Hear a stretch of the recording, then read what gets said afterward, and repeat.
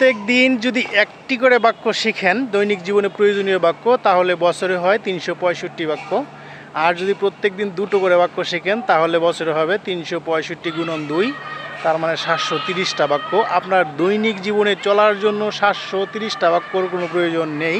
তার মানে বোঝা গেল আপনি এক বছরেই ইংরেজিতে কথা বলতে পারবেন। একদম সহজ সহজ যে বাক্যগুলো সেগুলো আপনি শিখবেন, যেগুলো দৈনিক জীবনে প্রয়োজন। যেমন আমি এখন বাড়িতে আছি, এরকম যদি বলেন তুমি কোথায় আছো এখন, আমি বাড়িতে আছি। আই এম অ্যাট হোম, আমি বাড়িতে আছি, আমি বাড়িতে যাচ্ছি। আই এম গোয়িং হোম, আমি বাড়িতে যাচ্ছি। আমি এইমাত্র বাড়িতে পৌঁছলাম। আই জাস্ট রিচড হোম, আমি এইমাত্র বাড়িতে পৌঁছলাম। ঠিক আছে। আই হ্যাভ খাম, আমি বাড়ি আসলাম, মানে এইমাত্র আসলাম। যাই হোক, আচ্ছা, বাড়িতে আসার পর আপনি কী করবেন? আপনি ফ্রেশ হবেন। আই উইল ফ্রেশন আপ, আমি এখন ফ্রেশ হব, আমি নিজেকে ধৌত করব। ঠিক আছে। আই উইল ফ্রেশ হবে না, ফ্রেশন আপ। আপনি আবার এটা ফ্রেশ বলতে পারবেন এরকম করে, আই এম ফ্রেশ নাও। ঠিক আছে।